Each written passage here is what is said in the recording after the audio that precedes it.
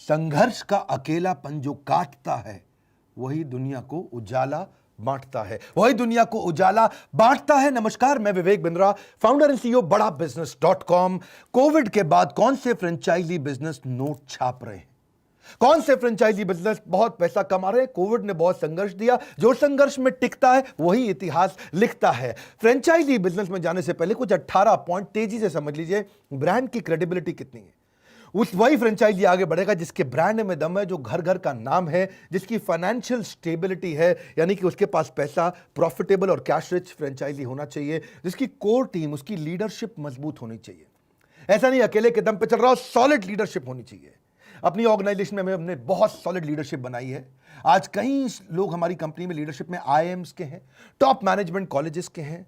Top leadership सबसे solid बनाई, ये चीजें सीखने वाली होती हैं। अच्छा, ये भी देखिए उस कंपनी का फ्यूचर प्लान कैसा है, उसका डेवलपमेंट, उसका एक्सपेंशन, उसका डाइवर्सिफिकेशन कैसा है, फ्यूचर में जाएगी कैसे, कितना कंपाउंडेड एनुअल ग्रोथ रेट है जो फ्रेंचाइजी आप ले रहे हो। सुनिएगा मेरी बात को ध्यान से। फ्रेंचाइजी लेने से पहले ध्यान से देखिए कि आप जो प्रोडक्ट बेच रहे हो, प्रोडक्ट में दम कितना है, प्रोडक्ट की डिमांड कितनी है, उस प्रोडक्ट को समझो।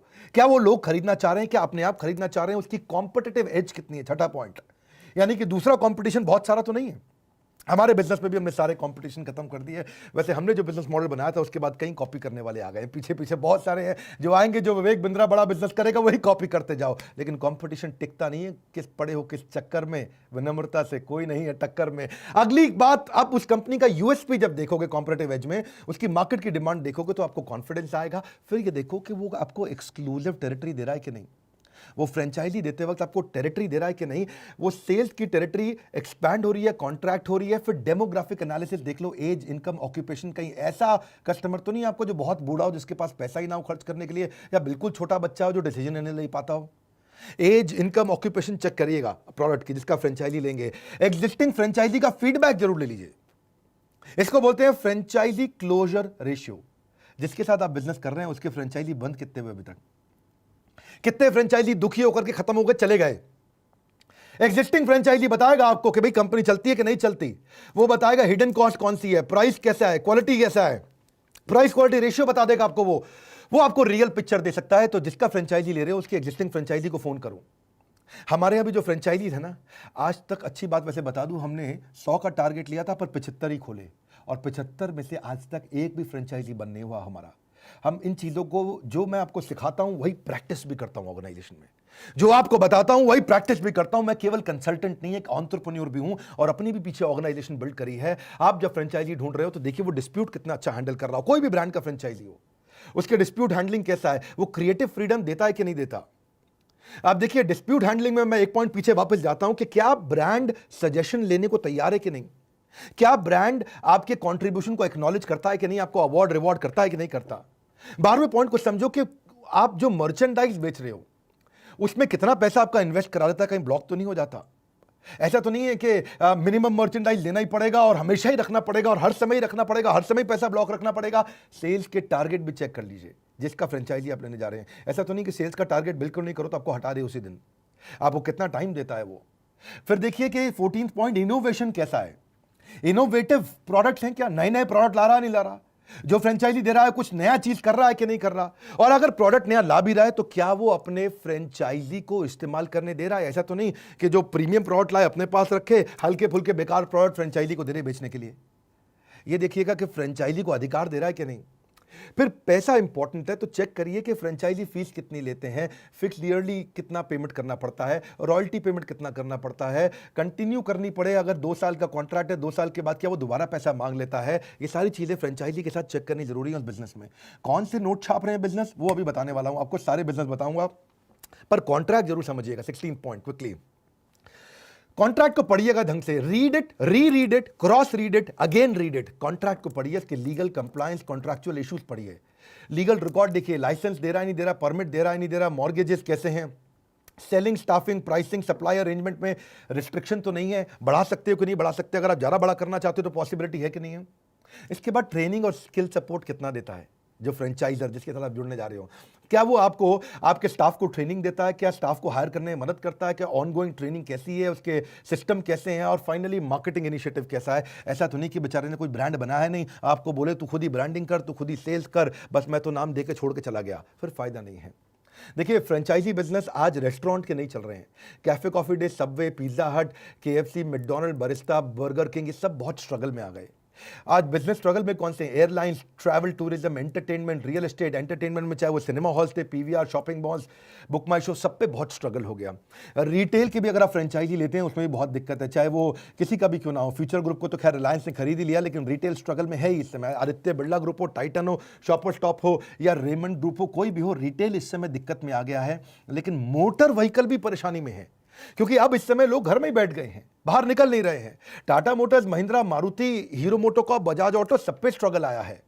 तो जब आप सॉल्यूशंस क्या है, फ्रेंचाइजी उसका अच्छा है जो ऑफलाइन से ऑनलाइन पे मूव किया हो, जो डिजिटल मूव किया हो, जिसकी website, digital newsletter, blogs, digital conference, video conference, workshop, webinar बहुत तेज बड़ा हो, यानी कि फिजिकल से डिजिटल पे आया हो, और एफिशिएंट एचआर सिस्टम हो, attendance, performance, log in, log out, digital payment, ये सब चीजें डिजिटल जिसने करी उन्हीं के साथ बात बनती है। तो जो सैस बेस्ड प्रोडक्ट है उसका आप ले सकते हो। नाम जानना चाहते हो ना? कैसी? नाम तो नहीं बताऊंगा कंपनी का, पर आपको बताऊंगा इंडस्ट्री। सैस का मतलब क्या हो गया? Software as a service. तो जो भी टेक्नोलॉजी बेस्ड, सॉफ्टवेयर बेस्ड है, उसका सडन इंक्रीज हुआ है डिमांड का, वर्क फ्रॉम होम फैसिलिटी का, टूल्स का, कम्युनिकेशन का, टीम कोलैबोरेशन का, डेटा सिक्योरिटी का। ये बिजनेस बहुत तेज चल रहे हैं। तो कोई सैस बेस्ड बिजनेस मॉडल में आप जाएं। एडटेक में, जिसको एडुटेक भी बोलते हैं या एडटेक भी बोलते हैं, एडू मतलब एजुकेशन, टेक मतलब टेक्नोलॉजी, जो टेक्नोलॉजी से एजुकेशन देने वाली ऑर्गेनाइजेशन बहुत तेज ग्रो करी है। इनकी ग्रोथ 2023-24 में एक्सपेक्टेड थी, 2020-21 में ही आ गई। ये सबने ऑनलाइन टीचिंग मैकेनिज्म पे मूव कर गए। असेसमेंट, असाइनमेंट, ऑनलाइन एग्जामिनेशन हो गया, प्री रिकॉर्डेड वीडियोस होते हैं, एनिमेशन रहता है जो कि कॉन्सेप्ट को रिप्रेजेंट करता है, virtual classes, online learning. Suddenly ये नॉर्मल हो गया है नोवल के मुकाबले। It is normality instead of novelty. Norm और नोवल, इसको समझिए, जिंदगी अब नॉर्मल हो गया है। जैसे एयर कंडीशन भी एक मिडिल क्लास परिवार में नॉर्मल हो गया है। पहले एयर कंडीशन हुआ करता था, भाई क्या कहते थे, लग्जरी है, अरे इनके घर में एसी लगा है, कमाल कर दी भाई। लेकिन आज नॉर्मल बात है, एसी हर एक के घर में लगा है। इसी तरह डिजिटल प्लेटफॉर्म पे पढ़ाई अब नॉर्मल होता जा रहा है। या फिर मैं बताऊंगा, ओटीटी प्लेटफॉर्म बहुत चल रहे हैं। अगर आप ऐसे बिजनेस में कभी जा सकते हैं, जैसे नेटफ्लिक्स, अमेजॉन ने सब कुछ चेंज कर दिया, क्योंकि रिडिकुलस एक्सपीरियंस था कि आप रिडिकुलसली महंगा पॉपकॉर्न का डब्बा सिनेमा हॉल में खरीद के खाया करते थे। कौन जाता है सिनेमा हॉल? नेटफ्लिक्स पे बैठ करके जो मूवी का मन करे घर पे आदमी तो देख लेते हैं। इस समय सिनेमा हॉल का एक्सपीरियंस खत्म होता जा रहा है। डिलीवरी स्टार्टअप भी एक इंडस्ट्री है जहां बहुत तेज ग्रोथ आई है। 50% रेस्टोरेंट बंद हो गए हैं, लेकिन डिलीवरी चेन्स अभी चल रही हैं। 50% से ज्यादा रेस्टोरेंट खत्म हो गए क्योंकि किराया ही मार देता है। जिम एट होम कॉन्सेप्ट चालू हो गया है, क्योंकि जिम्स का किराया ही मार देता है। सेल्फ केयर और हेल्थ केयर इंडस्ट्री बहुत चली है, जिसमें motivational content, exercises, health, diet, mind management या सेल्फ केयर मैनेजमेंट या इम्यून सिस्टम बढ़ाने वाली चीजें, वो इस समय हेल्थ को लेकर लोग बहुत कॉन्शियस हुए हैं। अगली इंडस्ट्री बहुत चली फिनटेक। फिनटेक में ऑनलाइन पेमेंट और कॉन्टैक्टलेस पेमेंट के कारण बड़ा फायदा हुआ। पर जब भी आप फ्रेंचाइजी लेते हो किसी भी बिजनेस की, याद रखना इसके फायदे क्या है। आपको मैनुअल रेडी मिल जाता है, हर काम को करने का मैनुअल, हर काम को करने का प्रोसेस, बिजनेस प्रोसेस मिल जाता है, हर काम को करने के प्रोप्राइटरी टूल्स, टेक्नोलॉजी, सॉफ्टवेयर मिल जाते हैं।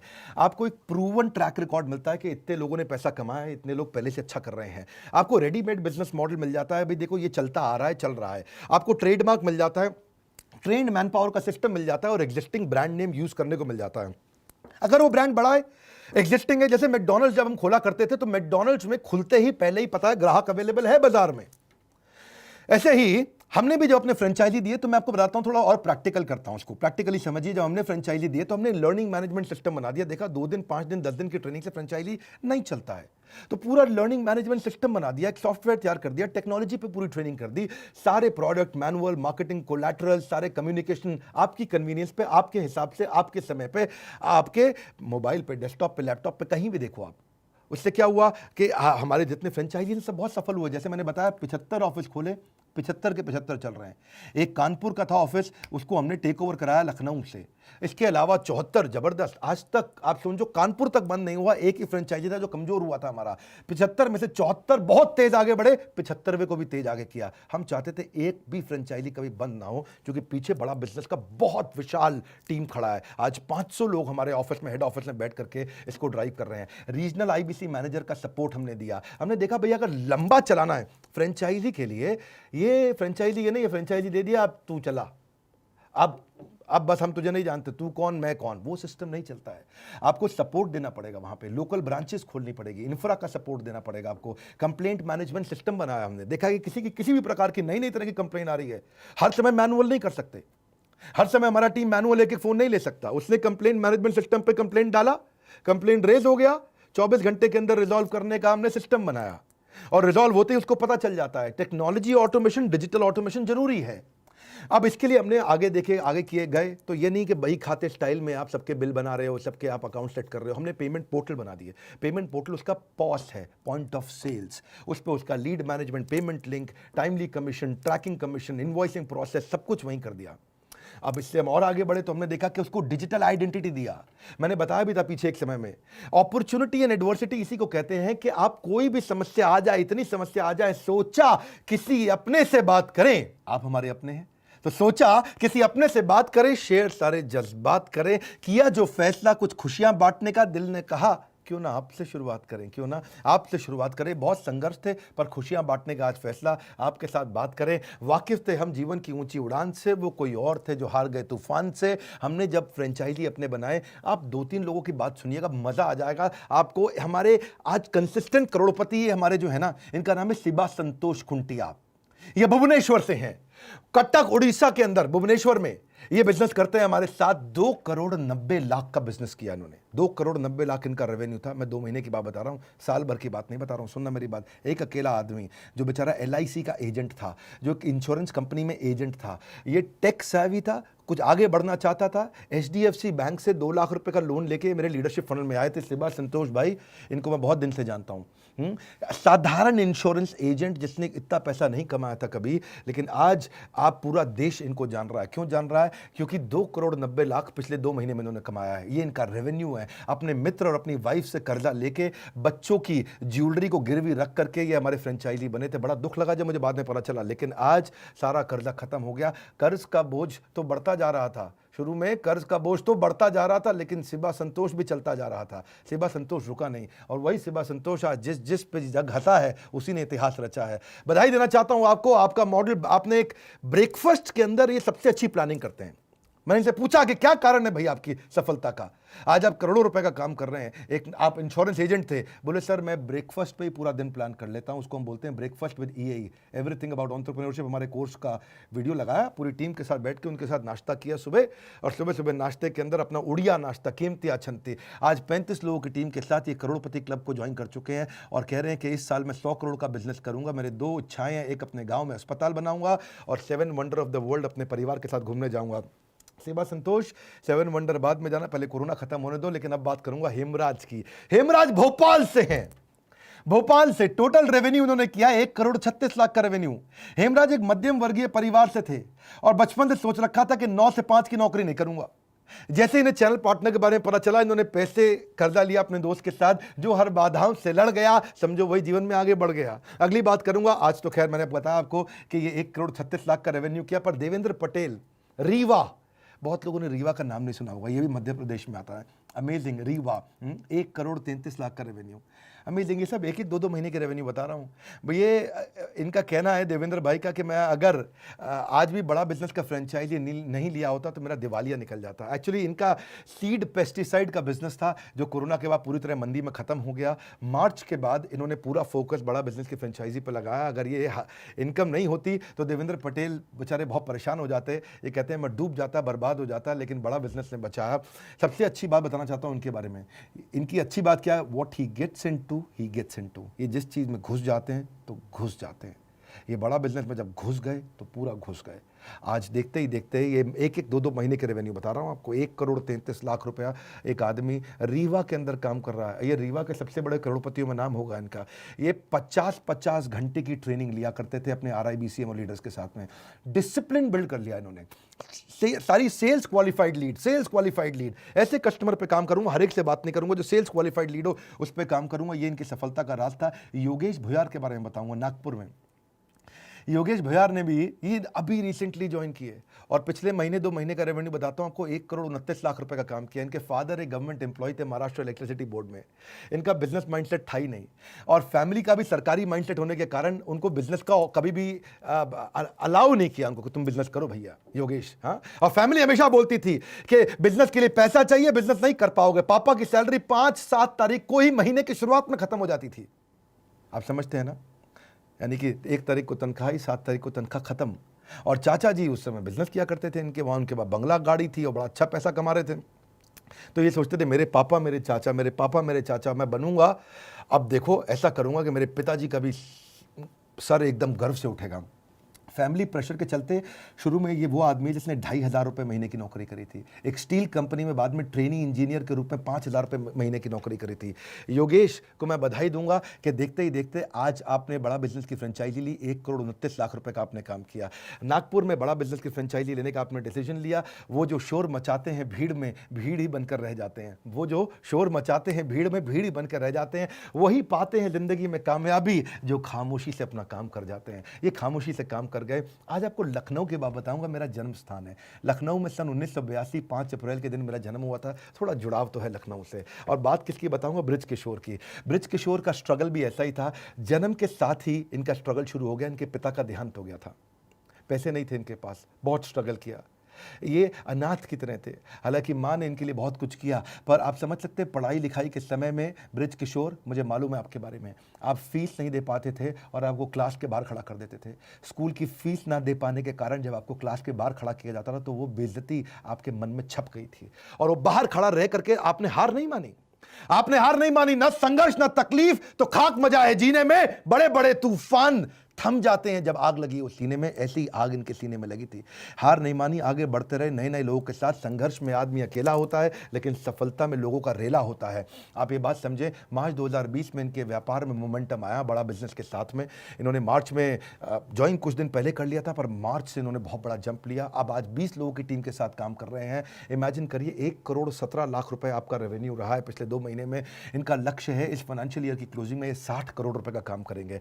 रख भरोसा खुद पर, क्यों ढूंढता है फरिश्ते। रख भरोसा खुद पर, क्यों ढूंढता है फरिश्ते। पंछियों के पास नहीं होते नक्शे, फिर भी ढूंढ लेते हैं रास्ते। क्यों ढूंढता है फरिश्ते, अपने आप ढूंढ अपने रास्ते। आज एक खुशखबरी दूंगा आपको, ये बड़ा बिजनेस इतनी तेजी से आगे बढ़ा, गिनीज वर्ल्ड रिकॉर्ड, असली वर्ल्ड रिकॉर्ड, जेन्युइन रिकॉर्ड्स बनाए हमने। आपको जान के अच्छा लगेगा, 2016 में मैंने पहला वर्ल्ड रिकॉर्ड बनाया था एचआर का, और उसके बाद ऑपरेशंस का मैंने इवेंट किया 24 अप्रैल को, और उसको 1 करोड़ मिनट से ज़्यादा देखा गया। 19 साल का कंटेंट उस समय देखा गया 115 देशों में। वो हमारा दूसरा वर्ल्ड रिकॉर्ड था। 31 मई को हमने सेल्स का इवेंट किया, वो हमारा तीसरा वर्ल्ड रिकॉर्ड था। 27 जून को हमने स्ट्रैटेजी का इवेंट किया, वो हमारा चौथा वर्ल्ड रिकॉर्ड था। और 15 अगस्त को हमने स्टार्टअप का इवेंट किया, आपने अटेंड किया थोड़े दिन पहले, वो हमारा 5वां वर्ल्ड रिकॉर्ड था। आपको जान के अच्छा लगेगा कि सेल्स के इवेंट को 76 साल की का टोटल अगर आप टाइम ड्यूरेशन देखेंगे, इतने साल का कंटेंट इसमें देखा गया है। और हर बार लगभग 125 से ज़्यादा देशों में इस कंटेंट को देखा गया। 5 वर्ल्ड रिकॉर्ड बनाने वाली बड़ा बिजनेस दुनिया की एकमात्र ट्रेनिंग कंपनी है। वैसे तो इस वर्ल्ड रिकॉर्ड पे बड़ा बिजनेस का नाम है, पर ये बड़ा बिजनेस का नाम असली नाम नहीं है, इसमें भारत का नाम होना चाहिए, क्योंकि ये भारतवासियों ने मिल करके बनाया वर्ल्ड रिकॉर्ड है। ये सब मैं आप ही लोग को डेडिकेट करना चाहता हूँ। मैंने तो बहुत स्ट्रगल किया, पर एक बात पक्की है, मेरा यही अंदाज कुछ लोगों को खलता है कि इतनी ठोकर खाने के बाद भी ये आदमी सीधा कैसे चलता है। हालात वो ना रखें जो हौसलों को बदल दे, हौसला वो रखें जो हालातों को बदल दें। 75 ब्रांच, हजारों आईबीसी, आने वाले समय में 1 लाख आईबीसी के साथ हम बिजनेस को बड़ा करते चले जा रहे हैं। 150 ब्रांचेस हम खोलने जा रहे हैं, 75 खोल चुके हैं, 75 और खोलने जा रहे हैं। अपने कमाए हुए पैसे को हम लोग डोनेशन में देने का बहुत प्रयास करते हैं, चैरिटी में प्रयास करते हैं। कोरोना कोविड के समय भी हमने काफ़ी चैरिटी दी थी, आगे भी देते रहेंगे, समाज में लगे रहेंगे। कुछ ब्रांचेस के लिए नई लोकेशन हम शुरू करने वाले हैं। अगर आप भी हमारे साथ फ्रेंचाइजी बनना चाहते हैं, आप इनको ज्वाइन कर सकते हैं, पता कर सकते हैं। मैं बोर्ड लाइन नंबर दूंगा आपको, ये अलग नंबर्स हैं। हिमाचल प्रदेश में चंबा और कांगड़ा में हमें ऑफिस खोलना है, अगर आप वहाँ ज्वाइन करना चाहते हैं। क्या आप यमुनानगर से हैं, कैथल से हैं, जिंद से हैं, करनाल के आगे से हैं, हरियाणा में आप ज्वाइन कर सकते हैं। उत्तर प्रदेश में आप सहारनपुर, फिरोजाबाद, बरेली, पीलीभीत, लखीमपुर, सीतापुर, झांसी, ललितपुर, अंबेडकर नगर, मुजफ्फरनगर, मैनपुरी, एटावा, शाहजहांपुर, हरदोई, फर्रुखाबाद, कन्नौज, अयोध्या, सुल्तानपुर, बहरेच, गोंडा, गोरखपुर, अगर इनमें से कोई भी स्थान के आसपास आप रहते हैं और आप हमारी फ्रेंचाइजी लेना चाहते हैं, आप हमें ज्वाइन कर सकते हैं। अगर आप बिहार में हैं, मुजफ्फरनगर तो यूपी में है, मुजफ्फरपुर, भागलपुर, पुरैना नहीं पूर्णिया बोलते हैं इसको, और दरभंगा, यहाँ भी अभी हम नए ऑफिस खोलने जा रहे हैं। अगर आप चाहते हैं तो यहाँ के लिए अप्लाई कर सकते हैं। अगर आप कहीं और भी रहते हैं तो भी आप अप्लाई कर सकते हैं, पर आपको फिर वहाँ आना पड़ेगा, वहाँ के लिए काम करना पड़ेगा। उत्तराखंड के लिए आप कर सकते हैं, आप हरिद्वार, ऋषिकेश, रुड़की अप्लाई कर सकते हैं। आप उत्तराखंड में दूसरी तरफ जाए ना, जिम कॉर्बेट पार्क के आगे, तो वहाँ रुद्रपुर, हल्द्वानी, नैनीताल, भीमताल, उस तरफ भी आप अप्लाई कर सकते हैं। झारखंड, धनबाद और बोकारो में कर सकते हैं। राजस्थान का कोटा जहाँ हज़ारों लाखों बच्चे पढ़ते हैं। नागालैंड में हमने अभी अब खोलना है, वहाँ शुरू नहीं किया है। कोहिमा है नागालैंड में, उसके आगे आप सिक्किम में उससे पहले आ सकते हैं। मणिपुर, आइजवाल, त्रिपुरा, अच्छा मध्य प्रदेश में भी नीमच, मंदसौर में अभी हमने प्लान करना है। खरगोन, अलीराजपुर, जबुआ, भरवानी, खांडवा, हो सकता है आपने इन जगहों के नाम ना सुने हो, पर यहाँ हम ऑफिस शुरू करने जा रहे हैं क्योंकि टियर 3 सिटी के आगे भी हमारे कस्टमर हैं जहाँ हम उनकी मदद कर रहे हैं। छत्तीसगढ़ में राजनंद, जशपुर, बलरामपुर, बैकुंठपुर, सूरजपुर, कबीरधाम, बालोड, या तमिलनाडु के अंदर कन्याकुमारी, कांचीपुरम, वेल्लोर, आंध्र प्रदेश हम जा रहे हैं नीलूर, कर्नूल, अनंतपुर, चित्तौर, गोदावरी, गुंटूर, कर्नाटका में ऊटी भी कर रहे हैं। क्या शहर क्या गांव सब बदलने लगे हैं जब से लोग हमसे और हम लोगों से जुड़ने लगे हैं। यही जुड़ाव, यही प्रेम चलते रहना चाहिए। ये 75 हमारे फ्रेंचाइजीज, आप सबको बहुत बहुत बधाई, आप इतना तेज प्रोग्रेस कर रहे हैं। और आप भी हमारे फ्रेंचाइजी बनना चाहते हैं, फ़ोन करिए, पता लगाइए, डिटेल लीजिए, इन्फॉर्मेशन लीजिए कि कैसे आप मिनिमम इन्वेस्टमेंट में करोड़ों का बिजनेस खड़ा करेंगे, बड़ा बिजनेस के साथ में मिलकर के। ये रिक्वेस्ट करूंगा, अगर आपको लगता है किसी का बिजनेस खत्म हो गया, बर्बाद हो गया, या शुरू करने वाला है, किसी को बहुत तकलीफ आ रही है, वो बिजनेस शुरू करने वाला है, हमारे यहाँ कुछ मल्टी लेवल मार्केटिंग के लोग भी आए थे और उन्होंने भी आकर के हमारे से फ्रेंचाइजी ली। कम से कम आज 75 में से 25 लोग तो खाली मल्टी लेवल मार्केटिंग के थे जिन्होंने वो बिजनेस को छोड़ करके हमारे फ्रेंचाइजी लिया, आज बहुत तेज ग्रो कर रहे हैं। आप ऐसे लोगों को जरूर शेयर करिए जिसको नया बिजनेस शुरू करना है, उन सब लोगों को शेयर करिए। हो सकता है कि उन आपके एक वीडियो शेयर करने से उनकी ज़िंदगी हमेशा के लिए बदल जाए। लाइक करके उत्साह बढ़ाइए। फ्रेंचाइजी सॉल्यूशंस का ये जो मेरा छोटा सा वीडियो, हमारे साथ फिर से जुड़े रहने के लिए, हर बार फिर से वापस आके वर्ल्ड के नंबर 1 एंटरप्रेन्योरशिप यूट्यूब चैनल को देखते रहने के लिए, उत्साह बढ़ाने के लिए आप सबका हृदय की गहराइयों से मुस्कुराहट के साथ विनम्रता पूर्वक बहुत बहुत